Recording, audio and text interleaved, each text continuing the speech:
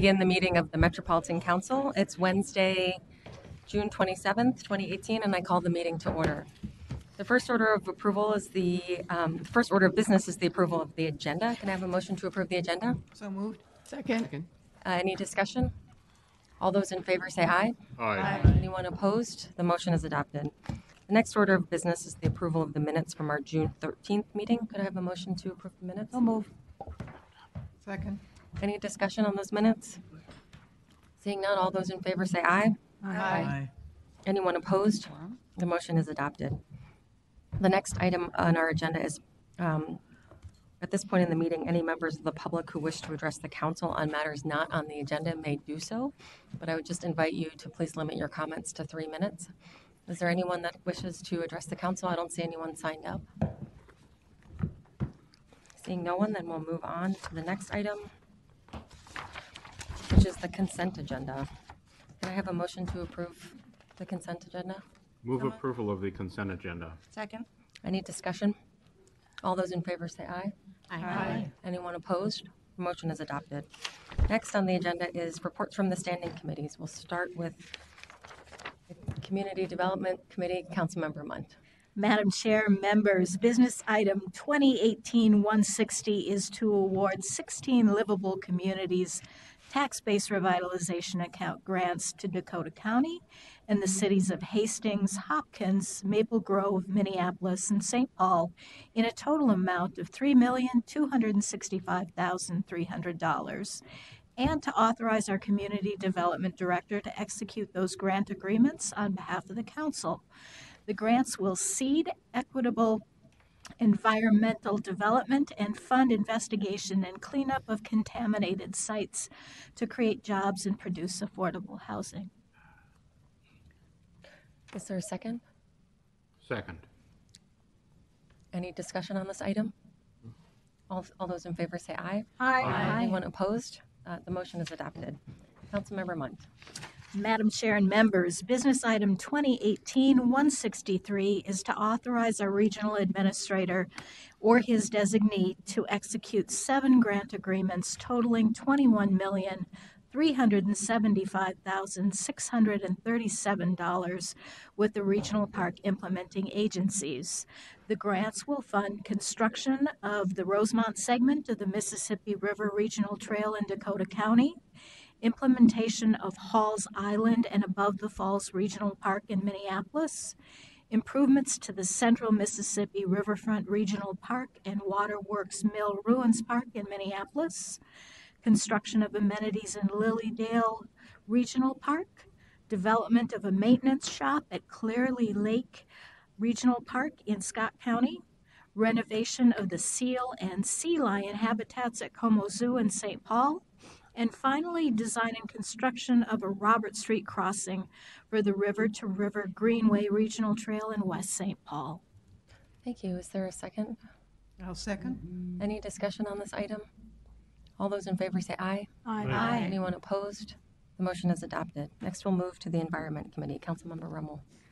Thank you, Madam Chair and members. Business item 2018-151 concerns the adoption of the amended facility plan for the Minneapolis System RO4 tunnel. Members, a number of our MCS interceptors require rehabilitation in the Minneapolis and St. Paul service area. The project includes lining of the IMN 344 tunnel, refurbishment and rehabilitation of the regular RO4 facility, rehabilitation of the drop shafts adjacent to Hiawatha Avenue, and removal of settled materials in the 1 MN 340. Proposed improvements outlined in the business item will maintain and improve the integrity of MCES's facilities. They will protect public safety and health, as well as improve system reliability. Comments received during the public comment period were carefully reviewed. The Council finds that the alternative selected will not impact groundwater flow to Coldwater Spring.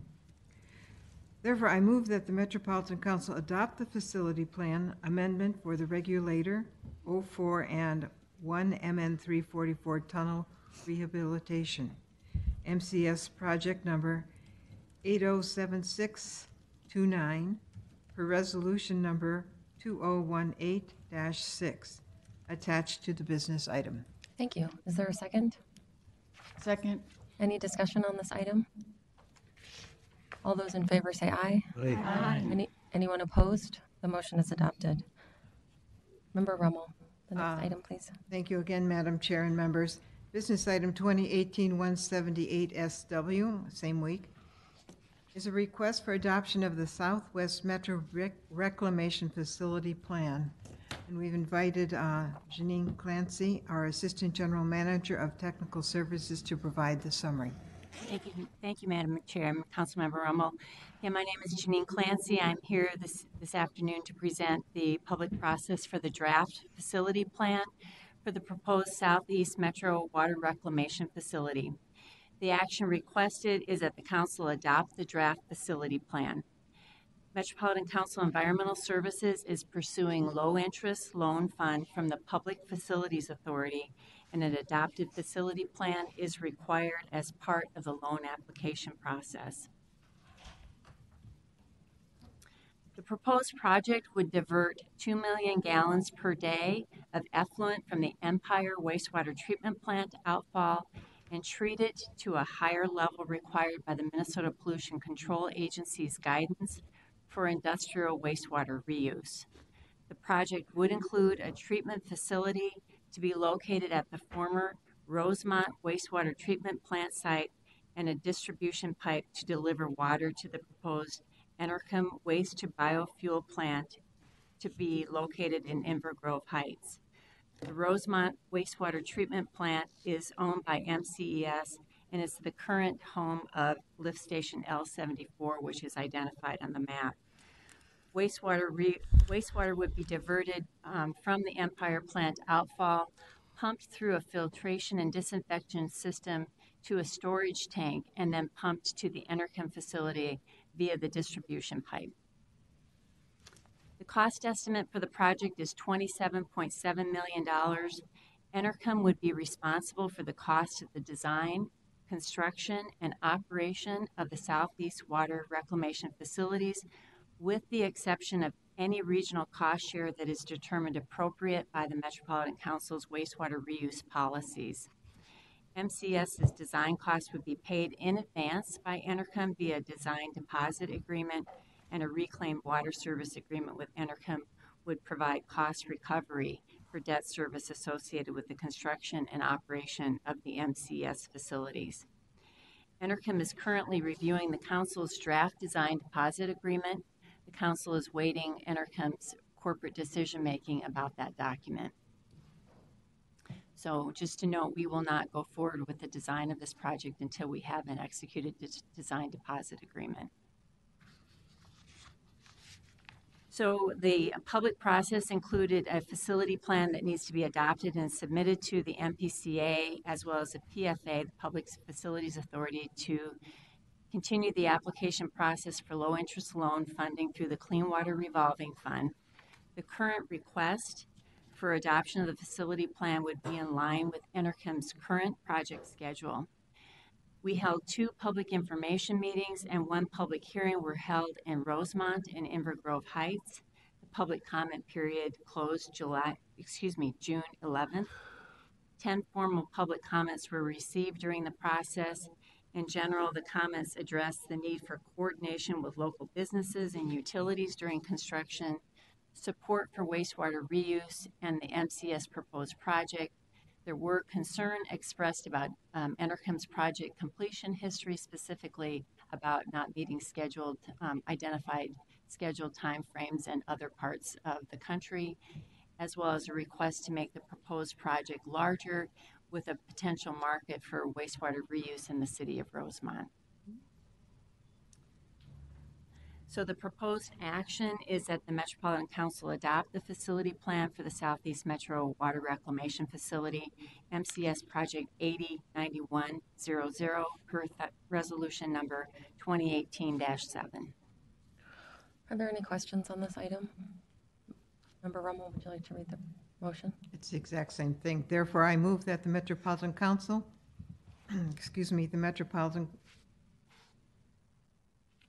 adopt the facility plan for the Southwest Metro Water Reclamation Facility, MCES project number 809100, per resolution number 2018-7 attached to the business item. Thank you. Is there a second? Second. Any discussion on this item? Thank you for the presentation. I think it makes a lot of sense. This is a great opportunity for us. All those in favor say aye. Aye. Anyone opposed? The motion is adopted. Next, we'll move on to the Management Committee. Councilmember Chavez. Thank you, Madam Chair, council members. This is business item 2018-144, contracts for 3 different types of banking services. The current contracts for general banking services, investment custodian services, and procurement card services expire on June 30, 2018. The council issued a request for proposal for general banking, investment custodian trust, and procurement card services. The last banking RFP was done 5 years ago. 4 proposals were received for the general banking services. Of the 4, Wells Fargo submitted the most complete proposal and offered the lowest cost, being 10% lower than the current contract, for a savings of $60,000 over 5 years. The proposal also increased the earnings credit, which will allow less of a balance in the bank account, which will generate an additional $180,000 annually to investment earnings.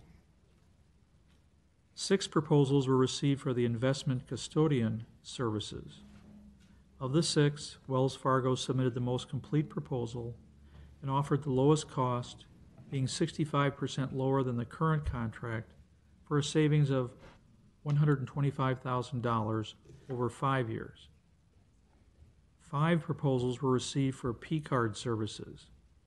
Of the 5, Bank of America submitted overall the best rebate with 0 costs.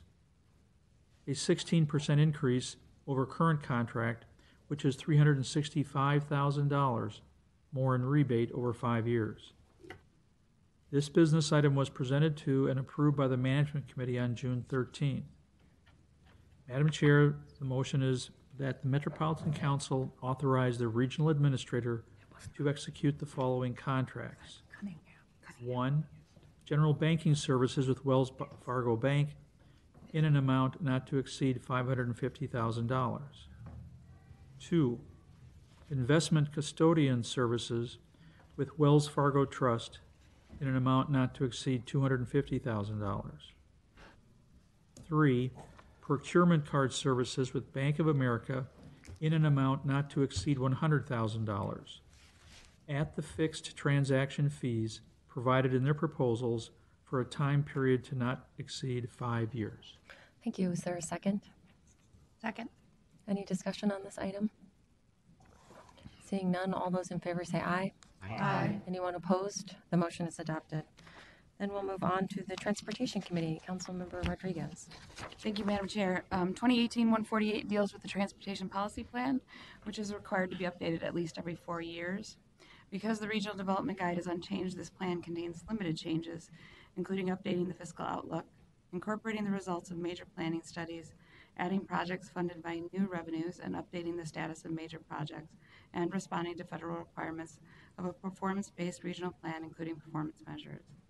MTS and communications staff have undertaken significant engagement in preparing the draft, including working with a council member work group, the Transportation Advisory Board, counties, cities, and presentations to the committee of the whole. I want to thank our staff for this extensive effort because I do think that the draft is better for it. I also want to thank my colleagues who served on the work group, council members Barber, Commerce, Elkins, and McCarthy.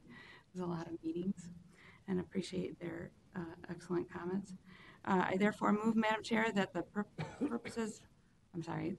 the purposes of holding a public hearing and receiving public comment, the Metropolitan Council release the draft update to the 2040 Transportation Policy Plan for public review and comment, and authorize a public comment period from June 28, 2018 to August 13, 2018, including a public hearing on the draft document to be held on August 1st, 2018 at 4 p.m. Sorry, can't get my words out.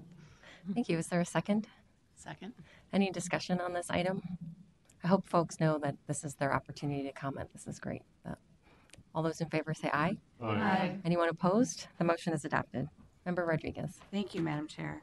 2018-169 is the same week, and it deals with an amendment to update the cost and program year of kassad 14 Bridge Rehabilitation Project in Anoka County. The cost change is necessary because the cost estimates have evolved following the structural support failures to the bridge. I therefore move, Madam Chair, that the Metropolitan Council concur with the Transportation Advisory Board action to amend the 2018-2021 Transportation Improvement Program to increase the cost of Anoka County's kassad 14 Bridge Rehabilitation Project. Is there a second? Second. Any discussion? Seeing none, all those in favor say aye. Aye. Anyone opposed? The motion is adopted. Next, we move on to reports from council members. Do council members have any reports they'd like to share? Member Elkins. I think, you want to go first? You go. No, Katie and I think you were briefly there as well. CTS workshop on autonomous vehicles yesterday and Monday and yesterday. And it was really neat. They had a very wide variety of different perspectives, developers, disability community. I had a nice chat with a behavioral psychologist.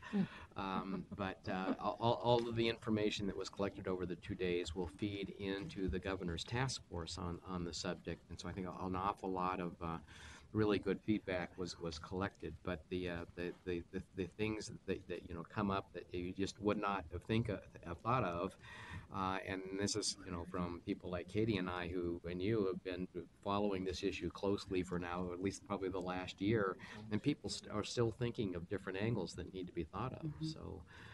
But the changes are going to be profound, and not just on how we move ourselves around by itself, but also the way land gets used. And a lot of discussion about what happens with parking lots, and what happens. One was an interesting one was what happens with park and rides. And a couple of us came to the conclusion that our park and rides will probably be places where shared autonomous vehicles are stored overnight to fan out in the morning to collect people and gather them back to our transit stations. It's just So you came away with my head spinning. That's great. 1,000 of them. Member Rodriguez. Thank you, Madam Chair. I heartily concur, and I think it was a really good reminder that this was hosted by the Center for Transportation Studies, and we are really lucky to have CTS and you in our backyard. They're just a terrific resource. But I also wanted to report that I attended Ovations. It's one of my favorite events. One of our guest speaker was Chair Chermuff, and council members Barbara and Latofsky were also there. And I just, I'm so impressed with the operators. It's one thing to be talented and dedicated to your job, but they bring that day in and day out for 10 years, 20 years, 30 years. It's just an impressive achievement. And I also attended the Equity Advisory Committee and then had a very nice reception afterwards to welcome new members, and there were of course council members there that joined as well. Excellent. Any other updates? Member Latofsky. Thank you. In addition to Ovations, which is always a great event, I was able to speak at the groundbreaking for the Hook and Ladder project in Northeast Minneapolis. I think if I can remember, I can't remember how many units, but it's going to be great. And the best thing about it, in my mind, is that you can ride a tricycle to the Dairy Queen from there. So that's like my new definition of a great community. Any other updates? Oh, Member Munt. Madam Chair, 3 quick things. As council members noted, we have got new members to the Equity Advisory Committee who bring a wealth of wisdom and energy, and I'm really excited to work with them. Also, if you want to see amazing pedestrian-friendly street design, visit downtown Hopkins. They've engaged a professional artist and high school students to actually paint paintings that are 3-dimensional on their crosswalks. So it very intentionally slows people down, gets them to notice. And this is an artery that will connect bicycles with the greater regional system. and also direct people to our future Southwest Light Rail line. Finally, I think today is a sad day in American jurisprudence. The Supreme Court this morning ruled against public sector workers, including many of our employees who choose to be members of labor unions. I would urge this body to work with our labor unions as they create new tools to organize themselves. In my experience, where unions are strong, workers are treated with dignity and respect. And when unions are strong, families are stronger, communities are stronger, and our public services are better. That's why I support unions, and I hope that you join me in doing so, as their future will be more difficult now. Thank you. Any other updates from anyone? And seeing none, then I'll take a motion to adjourn, please. So moved. Second. All those in favor say aye. Aye. Anyone opposed? We are adjourned.